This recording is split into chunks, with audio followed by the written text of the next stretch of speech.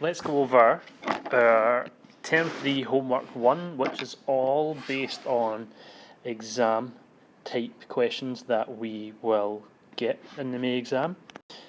So question 1, all about how bitmap graphics represent an image. Well, remember, if we had to zoom in and look at an image, what we would see is thousands of individual pixels, which is actually short for picture elements. Now hopefully we know that with a colour depth of 1, that allows us 2 to the power 1 colours, which is 2 different colours, otherwise black and white.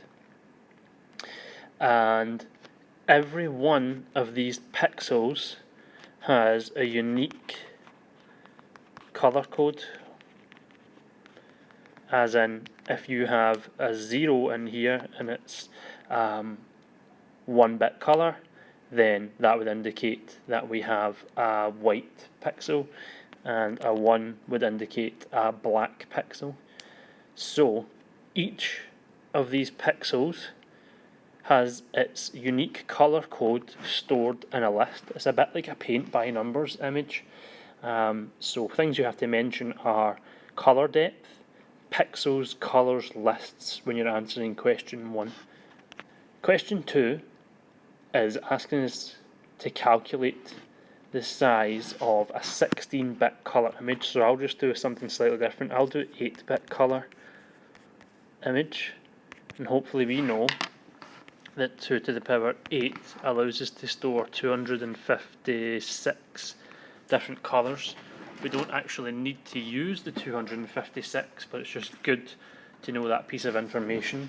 So let's say that it's 250 dots per inch, and it measures 4 inches by 2 inches. So hopefully you're able to recall all this information. So we need to first figure out the total number of pixels, so that's an area. So we do 4 times 250 times by 2 times 250 to work out the total number of pixels. And each one of those pixels uses an 8-bit binary number, so we then multiply that number by 8. So let me put that into my calculator, and we've got to get our answer into kilobytes. 4 times 250 is 1000, times 500 times 8 gives us 4 million bits. Now people need to remember to put that unit in there. To get from bits to bytes, we divide by 8. So that gives us 80,000 bytes. And then to get that into kilobytes, we divide by 1024.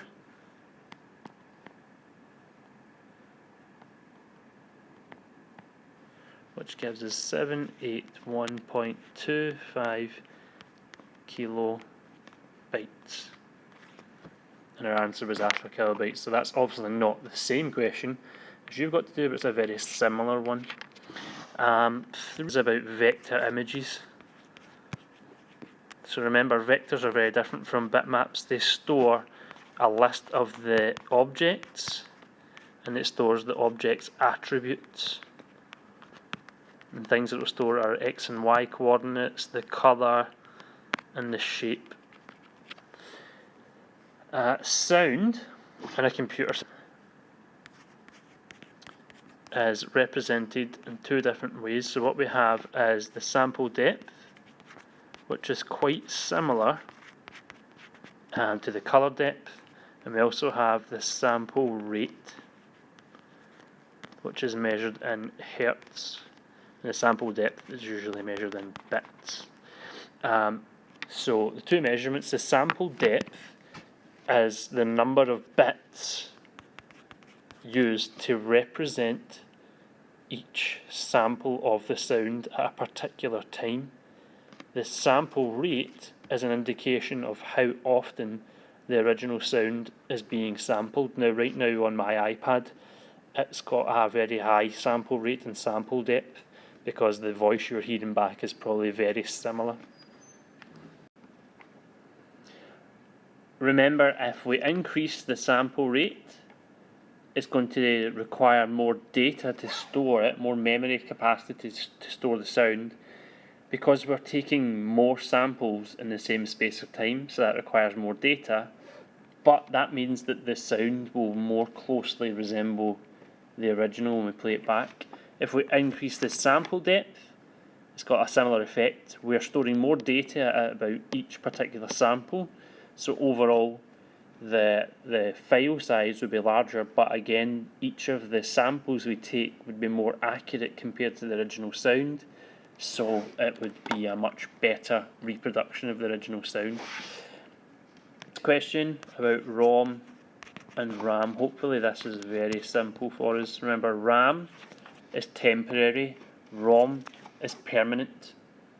ROM is used to store the most important programs in a computer system permanently, so the operating system has a little bit of memory saved in ROM. RAM is used to store programs whilst they're being executed. So right now I have Evernote running in my iPad, so that's currently in RAM. If I was to open another program, that would also load into RAM, and when I open too many programs, I would get messages from the operating system telling me that I would have to close down programs to free up RAM. Next next question, is about encryption. So things we have to mention for encryption is key, and maybe a little bit about intercepting, if a message is intercepted. Now, if we sent a message with no encryption and it was intercepted, the person could read it. When it's encrypted, it's translated into a format that cannot be decrypted without the key, which means if someone did intercept it, they wouldn't be able to understand it.